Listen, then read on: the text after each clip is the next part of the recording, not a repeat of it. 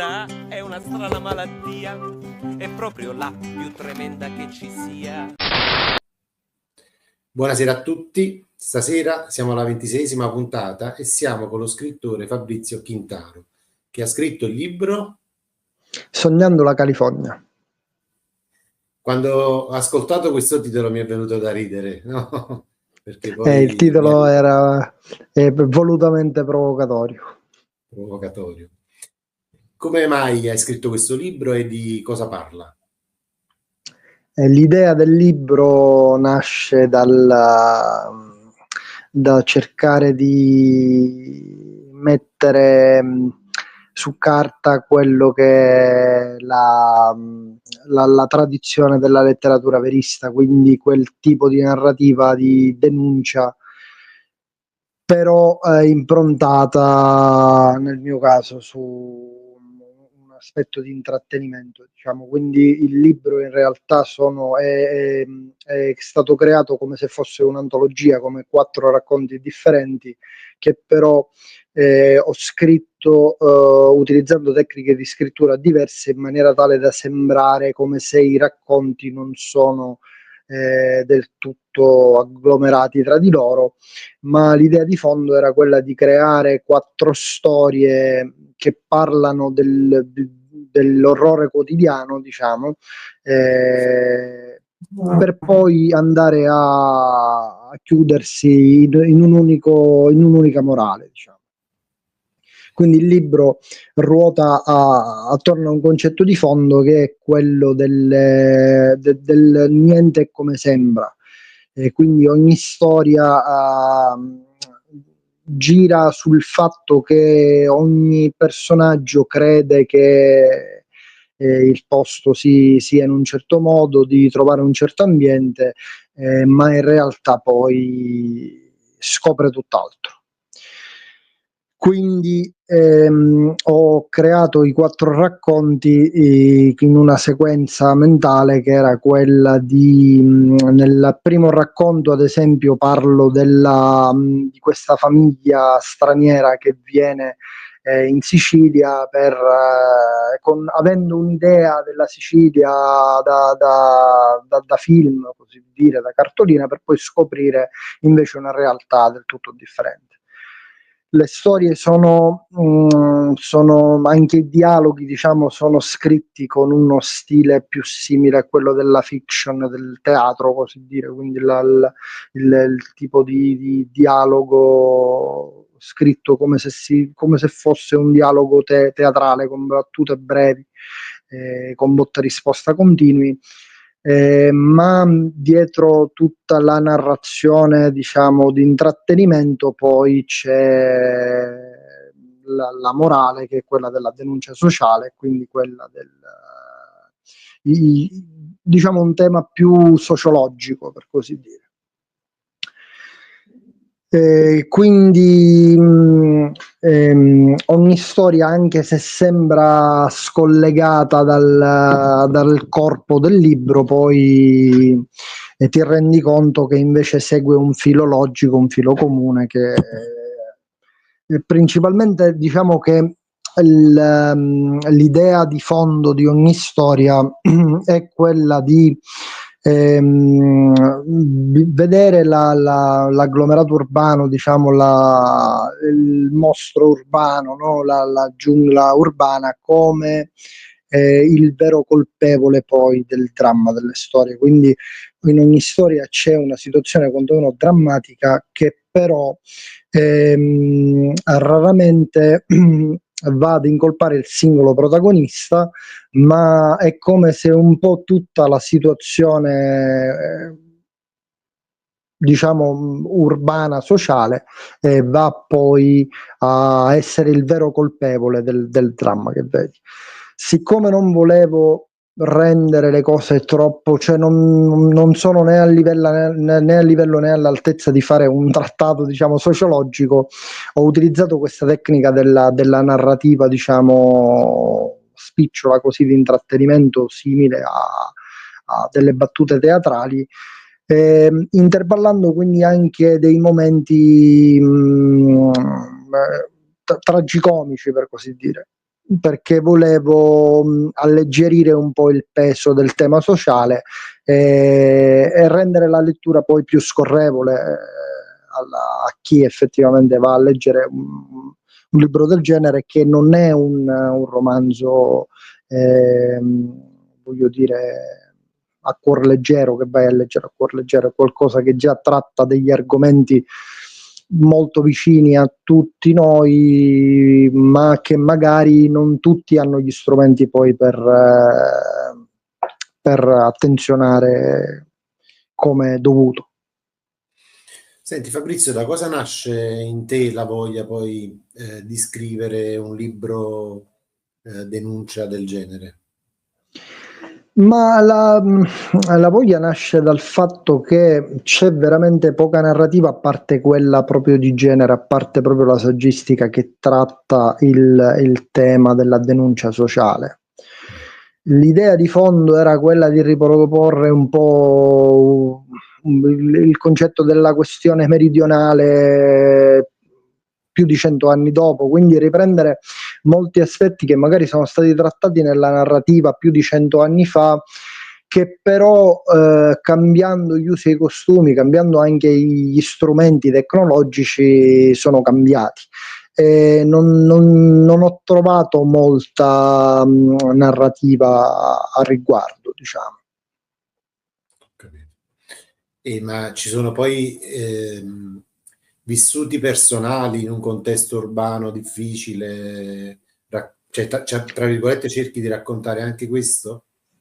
Diciamo che tutte le storie sono inventate, quindi sono frutto della mia immaginazione, però contengono poi degli spaccati di vita reale, che sono quelli che vedi nei telegiornali delle grandi città, come può essere Milano o Napoli o Catania. Quindi tutte quelle storie che magari tu accendi il telegiornale e senti una storia che ti sembra paradossale, ma che poi fa parte della vita di tutti i giorni. Quindi anche se le storie sono tutte inventate, ci sono all'interno cioè non è niente che sfocia nel fantasy, per così dire, cioè tutto abbastanza realista, veritiero, e anche nella tecnica che ho utilizzato di narrazione vado a toccare, diciamo, un tipo vado a toccare i tasti, quelli che sono in cui io mi immedesimo con i personaggi e faccio parlare i personaggi come parlano nella realtà. Quindi in questo particolare caso c'è molto utilizzo del dialetto siciliano. Senti, e nel tuo piccolo pensi che il sud, l'Italia o le dimensioni urbane che non vanno hanno possibilità di riscatto anche attraverso queste storie, questi libri? Penso che scrivere, cioè dal momento in cui tu cerchi di attenzionare un problema, già stai facendo un qualcosa, ti stai mostrando attivo. Ripeto, nel mio caso io ho mischiato la narrativa alla denuncia, quindi ho fatto un po' lo scrittore e un po' il cronista, però lo scopo poi del libro è sempre di intrattenimento, di svago, quindi non ho affrontato il tema proponendo una soluzione, ma da voce narrante, diciamo. Quindi credo che in generale fare dei libri che trattano questo argomento sia sempre utile anche per le generazioni a venire. Non so quanto può essere veramente risolutivo, perché i problemi di cui parlo nel libro e che tutti un po' conosciamo hanno a che fare un po' con le istituzioni, un po' con l'individuo, quindi se non c'è una cooperazione, una collaborazione tra i due, poi è difficile arrivare a un punto risolutivo. Però sì, credo che scrivere, parlarne, perlomeno come si è sempre fatto dalle mie parti, in generale come si fa sempre nel sud Italia in particolare, è sempre utile attirare l'attenzione su determinate problematiche, perché se non se ne parla è un po' come girarsi dall'altra parte, quindi non si arriva mai a niente. No, poi il titolo ha un messaggio forte in sé, io mo le storie non le conosco, però il titolo insomma ti fa già riflettere, già spiega moltissimo il contesto, insomma, no? Il titolo gioca sul titolo Sognando la California dei Beach Boys. Il libro, tutto il libro, questa è una bozza autore, c'è una copia da correzione, non è la versione finale, ma tutto il libro è intriso di citazioni musicali. Alcuni nomi dei capitoli hanno dei nomi di canzoni o di album, cioè spaziando in differenti generi. Il titolo ruota attorno al fatto che io immaginavo quel posto in un modo e poi scopro che è l'esatto opposto. Il libro diciamo che ruota attorno al processo di gentrificazione al contrario, quindi è un po' come se tutte le aree urbane, a posto di tendere al miglioramento e quindi ad avere una ripopolazione, un arricchimento, subiscono proprio un processo di fuga della popolazione per poi rimanere soltanto quei personaggi problematici che poi sono i protagonisti di queste storie. Ecco perché in queste storie, ripeto, il protagonista è un po' vittima e un po' carnefice, non viene mai attribuita la colpa al protagonista, ma quasi sempre io vado a spiegare cosa c'è dietro a un determinato atteggiamento, a un determinato comportamento e da cosa scaturisce poi quella negatività. Beh, che questo poi è anche il motore, no, che spinge tanti immigrati a venire in Italia. Sognano una sorta di California, di America, eccetera, e poi si ritrovano in un contesto sociale che è povero, Che è senza lavoro. totalmente differente da quello che loro immaginano. Sì, qua diciamo che io ho fatto quel discorso, però visto da parte nostra, da parte dell'italiano. Quindi, mentre nella prima storia prendo degli stranieri e gli faccio vedere la città in un modo diverso da quello che loro si aspettavano, nelle storie successive, nei 3 atti successivi, sono gli stessi italiani a rimanere delusi e quindi poi a creare degli escamotage, delle situazioni assurde, quasi sempre volte alla sopravvivenza, che diciamo questo modo di tirare alla giornata, di campare alla giornata, con un vissuto quasi sempre pesante alle spalle. Fabrizio, quanto un ritorno alla natura potrebbe ripristinare energeticamente la nostra socialità, il nostro vivere, la nostra individualità? Credo che il ritorno alla natura più che diventerà nei prossimi anni, sarà obbligatorio. Cioè, se vuoi sopravvivere, tornare alla natura è fondamentale, perché le città sono diventate talmente chiuse, talmente e non parlo chiuse solo da un punto di vista di rapporti sociali, ma anche da un punto di vista proprio di respiro. Quindi tornare alla natura sicuramente è utile per tutti e credo che qualsiasi idea differente non porti la civiltà a nulla di buono. Cioè, non scegliere un percorso diverso da quello del ritorno alla natura probabilmente porterà la specie all'autodistruzione. Non credo che ci sia una soluzione differente dal tornare un po' a fare come facevamo prima. Se vogliamo veramente sopravvivere. Ma sei in un contesto vicino al mare? Sì, Catania è una città sul mare, quindi io sono in un contesto proprio in una città di mare a tutti gli effetti. Noi per esempio, io sto a Napoli, abbiamo un fenomeno strano, che abbiamo ragazzini che vivono a 2-3 chilometri dal mare e non hanno mai visto il mare, no? E quindi per loro è come se Napoli non fosse bagnata dal mare. Ma penso che poi, conoscendo anche altre metropoli grandi come Catania, ci saranno dei casi anche a Catania, insomma, di situazioni del Credo genere. che qui più il problema, perché il discorso mare da noi è particolarmente sentito, è stato sempre sentito, quindi credo che il problema da noi sia più con la montagna, quindi con quello che è il bosco. Molte persone, molti bambini non hanno mai avuto il contatto con la terra, con toccare letteralmente proprio la terra, andare a vedere un albero, perché il disboscamento è tale, anche a causa proprio degli incendi, soprattutto nel periodo estivo, da avere una riduzione proprio di tutto quello che è gli alberi, che tu fai fatica veramente a trovare un albero in città.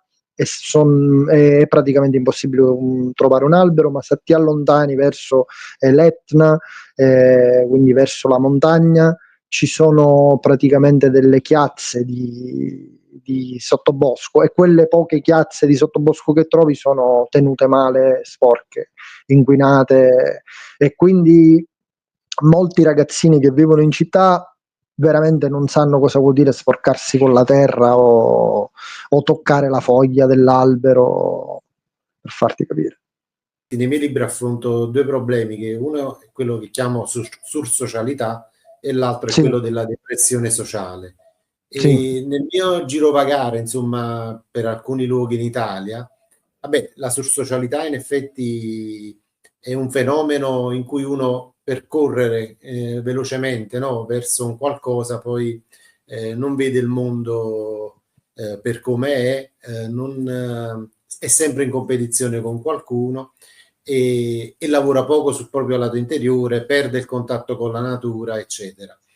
E fenomeni di sursocialità poi anche in contesti come quelli del sud portano poi a fenomeni di depressione sociale. Il concetto di depressione sociale è un concetto allargato alla società, cioè nel senso che ci sono alcune città, alcuni contesti, alcuni sobborghi, insomma, di queste città in cui i ritmi, essendo falliti, insomma, in questo percorso veloce di competizione, poi i ritmi diventano talmente lievi, talmente lenti, che comunque uno non ha più aspettative rispetto al proprio futuro, rispetto a una professione, eccetera.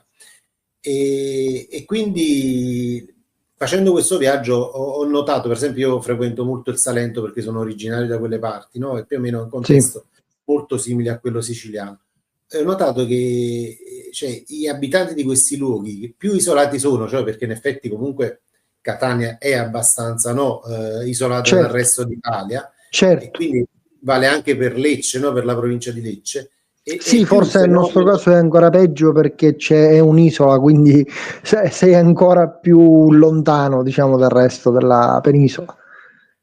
C'è questo fenomeno di depressione sociale, cioè le persone sono abbastanza depresse, non godono più, no, il luogo dove vivono, e questa dimensione la trovi anche presso di te, dove abiti, dove vivi. Sì, e anche questo è un tema cardine proprio del libro. I capitoli del libro prendono appunto il nome in dialetto. Io ho messo il sole, il mare, il cibo, il calcio. Cioè, quando c'è stato per un lungo periodo l'idea che avere un clima favorevole potesse farti superare tutti i problemi, avere una tradizione culinaria come può essere quella siciliana o napoletana possa essere risolutivo, cosa che poi non posso, cioè per quanto tu puoi vivere in un posto in cui c'è sempre il sole, in cui si mangia bene, poi appunto se sei depresso rimani depresso, cioè non è per come si viveva in passato magari queste cose potevano essere effettivamente risolutive, ma per lo stile di vita attuale in cui cerchi sempre più tecnologia, sempre più soldi, lavori sempre di più, non ti basta più vivere in un posto in cui piove una volta al mese, per intenderci, o in cui ancora riesci a mangiare la pasta fatta in casa, no? Proprio perché il discorso globalizzazione lo subisci anche tu, quindi poi i ritmi, il livello al quale tu ti rapporti non è più il livello Catania, il livello Napoli, il livello Lecce, ma è il livello mondo. E quindi quando io parlo con qualcuno, sto parlando con qualcuno che magari è dall'altra parte del mondo, e gli standard tendono poi a equilibrarsi.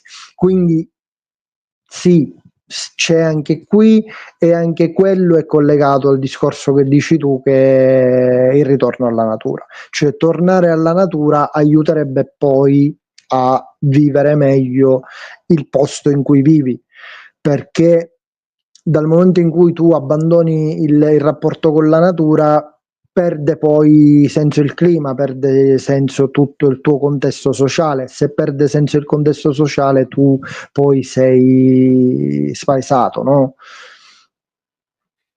Noi abbiamo una trasmissione sul canale che si chiama Guerre Spaziali e prende il nome proprio da quello che dicevi tu. In effetti è una teoria di Bauman, quella delle guerre spaziali, Sì, perché partendo dalla dinamica della globalizzazione, in effetti, che è servita soltanto nel tempo a distruggere quella coesione sociale di cui parlavi prima. E quindi oggi ci ritroviamo a dover rimettere assieme i pezzi, insomma, di questo stare assieme, di questo ritorno alla natura, che secondo me, come dicevi tu, poi è l'uscita, no? È la via di uscita però l'altra strada è anche un percorso interiore, perché comunque se ognuno di noi non arriva a fare un percorso interiore, e comunque poi non riesci ad adattarti a dei tempi più lenti, a certo. dei tempi dettati dalla natura. La natura detta altri tempi, insomma. Certo, cioè se non ripristiniamo quello che è le tempistiche naturali, non riusciremo mai a... Cioè il problema è che si è perso proprio il senso del tempo, secondo me, in un modo o nell'altro.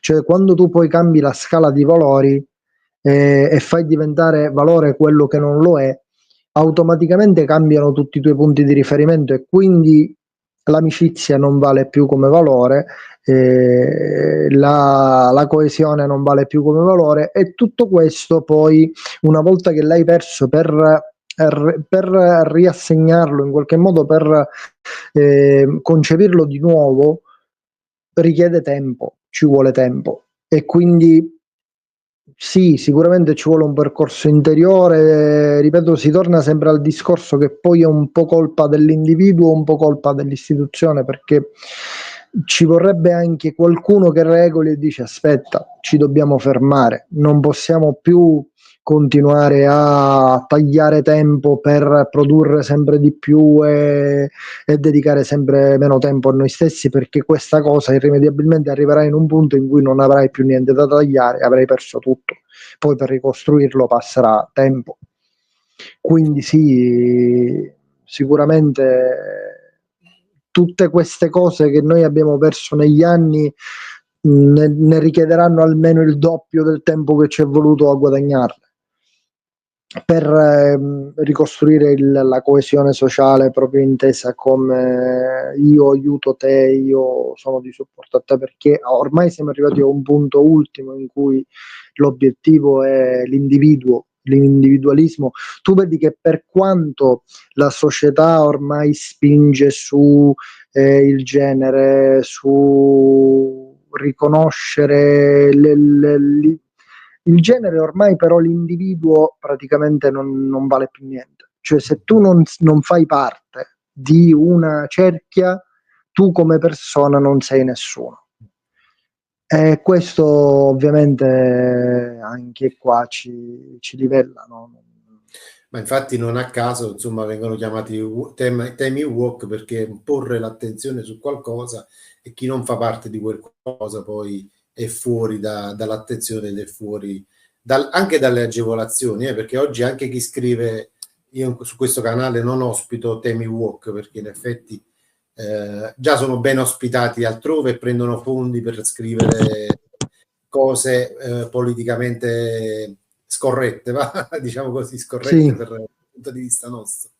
E quindi hanno invaso la scuola con i temi woke, pian piano stanno cercando non solo di cambiare quel concetto di coesione sociale che avevamo prima, ma di accelerare sempre di più questa corsa. Cioè io faccio parte di questo sistema, o comunque non sì, avrò sboccato. E quindi questi sono sì. dei semini che stanno portando anche a scuola, cioè nel senso che chi scrive, è passato, qualche autore che ha detto io ho scritto un libro del genere perché in questo momento va di moda, no? Quindi Ma è poi, così, se vedi le classifiche di Amazon tendono a classificare come narrativa LGBT, cioè, capito? Cioè tu, la cosa assurda è questo dare un'etichetta in tutto quello che tu fai, perché poi l'etichetta ti incentiva, perché poi faccio parte di quel sistema. Tu puoi parlare di temi di inclusione senza farne vanto, cioè questa è la cosa che poi tu dici vabbè, ma ma poi l'inclusione non è cioè, relativa alla sessualità, cioè nel senso che comunque no, cioè, alla fine io e te ci siamo conosciuti, oggi abbiamo scambiato due parole, ma non è che ti ho chiesto, senti, ma la tua stanza da letto com'è fatta, insomma. Ma a me non interessa delle persone, interessa cosa hanno da dire, a prescindere poi dalle loro preferenze sessuali. E invece, secondo me, questo centrare su determinati temi è proprio allo scopo di mettere solo confusione, soprattutto nei giovani, nei ragazzi, nei più piccoli, sì, no? e soprattutto tende poi ad aggravare anche quello che è il preconcetto, perché se tu poi inizi a classificare la gente in base al suo sesso, cioè non tu esci fuori da quello che è la persona, no? Cioè, il discorso è questo: quando tu poi poni troppa attenzione, non è poi attenzione, ma stai come segnando, come mettendo una croce su quello. Quindi secondo me anche questa cosa, in realtà se tu vedi da quando c'è questa ossessività, ma anche a livello dei canali che fanno determinati programmi, determinate serie, determinati film in cui puntualizzano questa cosa dell'inclusione woke, no? La persecuzione, poi l'omofobia è aumentata molto di più, perché Ma perché nella persona sono fenomeni che loro conoscono benissimo e lo stanno facendo per dividere, non lo stanno facendo per aggregare. E penso lo stesso. è scientificamente studiato, cioè se io pongo sempre l'attenzione su una persona, su una situazione, cioè come se io dicessi Fabrizio è il migliore, Fabrizio è il migliore, Fabrizio è il migliore, ma prima o poi Certo, tendi ad qualcuno... attirare odio. esatto, e quindi lo scopo è quello, perché poi certe cose possono passare nella naturalezza di quello che sono, ma perché bisogna mettere poi il Sì, riflettore? sempre l'etichetta, sempre. Io ho qualche anno in più di te, ma comunque noi abbiamo vissuto la musica, lo spettacolo, ma nessuno di noi si poneva problemi su delle situazioni, eccetera. Invece oggi è diventato centrale, cioè tu o sei così o sei razzista o sei... Sì, Mm. Però ti sì. ripeto, sono sempre dei meccanismi, perché tu prima hai detto una cosa, che la volontà, cioè qualcuno dovrà fermare questa giostra e dire, cioè, diamoci, no, osserviamo dove stiamo andando e diamoci una regolata. Io penso invece che la volontà politica che proviene dall'alto è proprio quello che la giostra continui a girare, vada sempre più veloce. E quindi poi Molto probabilmente. sta a persone come te, sta a persone come me, ai libri che abbiamo scritto, cercare comunque di far aprire la mente degli altri, insomma, verso prospettive diverse che non siano quelle del pensiero unico dominante, insomma.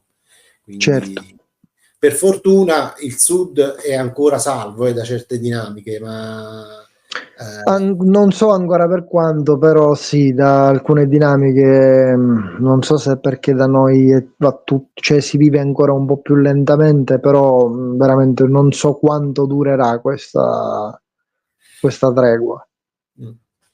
vabbè, un'altra dinamica woke è quella degli insetti, il mangiare insetti, cioè almeno questa al sud insomma non se ne parlerà per molti secoli, Però penso, quindi io mi rendo conto che tutto è business, capito? Quindi anche là poi ci sono delle persone che ti dicono sì, fai così, ma sempre perché tutto è prodotto, capito? Tutto è diventato qualcosa da vendere, è un prodotto e quindi anche questa cosa del mangiare gli insetti, cioè se poi tu vuoi mangiare gli insetti sei libero, ma ti voglio dire già quando poi si inizia a classificare anche qua, a spingere no, ma devi fare così, no, ma devi fare in quel modo, mi rendo conto che ci sono delle volontà proprio di marketing dietro, Ma relativamente marketing, perché poi, per esempio, molte di queste idee nascono da Davos, dal World Economic Forum, e poi loro quando sono al forum mangiano carne massaggiata, Sì, cioè delle mucche massaggiate per sì, diversi la mesi. Wakame. Bravo, La... bravo. A 5.000 euro al chilo, insomma, Sì, sì, quindi sì, ma infatti c'è il messaggio, è come al solito, io ti dico a te di fare così, però io faccio in un altro modo, quindi il predica bene ma razzola male, no? Quello rimane sempre un classico del mondo politico, penso globale. poi, per esempio, la produzione di insetti costa molto di più della produzione di alcuni alimenti, quindi non è che tu dici, "Ah, vabbè, produciamo, cioè ci spostiamo sull'alimentazione degli insetti, ci sarà un guadagno in risparmio No, economico e energetico", invece non è così perché allevare insetti costa tantissimo, eccetera. certo.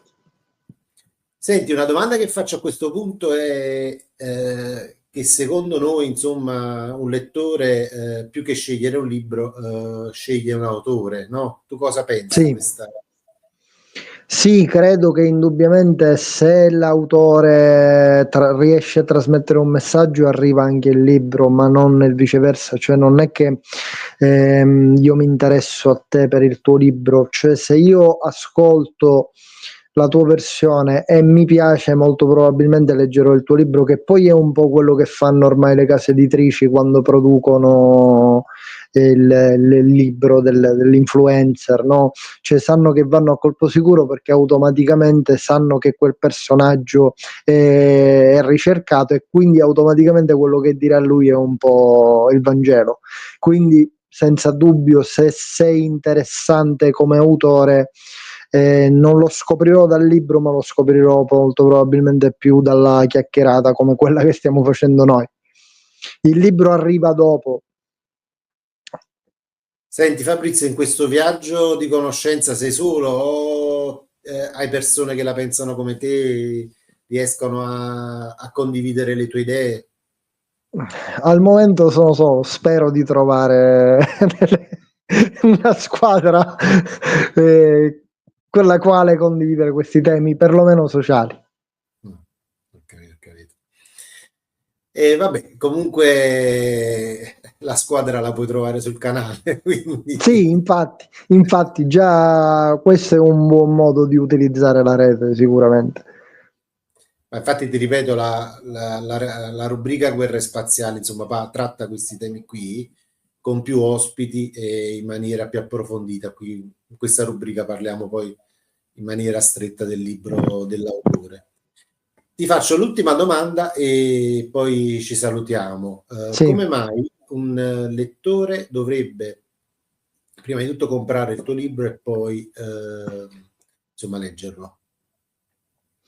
Ma il libro secondo me merita perché tratta dei temi importanti, però scritti con la tecnica poi della narrazione, diciamo, cinematografica. Quindi al di là di quello che uno possa pensare come argomento di denuncia, argomenti diciamo sociali, di per sé comunque è un prodotto di intrattenimento.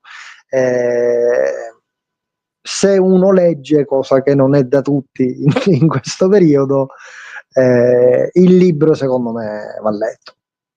Anche per leggere qualcosa di differente, perché mi rendo conto che anche qua si va per filoni. Ho visto che ci sono o libri tutti fantasy o libri tutti. Io in qualche modo ho cercato di mischiare varie cose insieme per dare qualche cosa di più di differente, diciamo. Però è un Beh, ma prodotto dell'intrattenimento, diciamo. il nuovo secondo me non deve rispettare schemi, deve uscire dagli schemi. Sì, e diciamo che nel mio caso schemi ne ho rispettati veramente pochi. Senti, prima di salutarci, vabbè, ci tratteniamo un attimo in retroscena per i salutietti. Lascia qualcosa di te a chi ci ha ascoltato oggi. Quello che volevo trasmettere col libro, che voglio trasmettere adesso, è di porre più attenzione a determinate dinamiche tra le persone, perché tornando al discorso di prima, se guastiamo il modo di comportarci l'uno con l'altro, guastiamo poi il modo di comportarci a livello collettivo, e questa cosa può sfociare, già sta sfociando in determinati comportamenti pericolosi e in determinate patologie. Quindi, al di là del libro, al di là del leggere, cercare di tornare un po' indietro e riscoprire determinati rituali del passato che non erano messi a caso. Quindi aprire e salutare, cosa che molti non fanno più. Apro e saluto la persona accanto, dare la precedenza quando sono col dare precedenza, o cioè cercare di frenare questo istinto di io a tutti i costi. Questo è quello che io vorrei che la gente in qualche modo, non dico riuscisse a farlo, ma si sforzasse veramente, perché mi rendo conto che nessuno si sforza più di fare delle cose che in passato erano normali, e che spero che nel futuro non vengano considerate devianti. Ma infatti, come dicevamo in retroscena, anche questo mondo degli scrittori è diventato il mio libro, il mio libro, il mio libro, e poi Sì, è non c'è tutto condivisione, io. ma a volte non c'è manco l'uscire da se stessi e raccontare cosa si prova, è un percorso strano, insomma. Sì. Senti, spero di riaverti a Guerre Spaziali, perché sono i temi, insomma, che ci interessano. E quindi, Non mancherò di Guerre Spaziali. Buonasera a tutti, ci salutiamo noi in retroscena. Ciao, Ok, ciao. buona serata.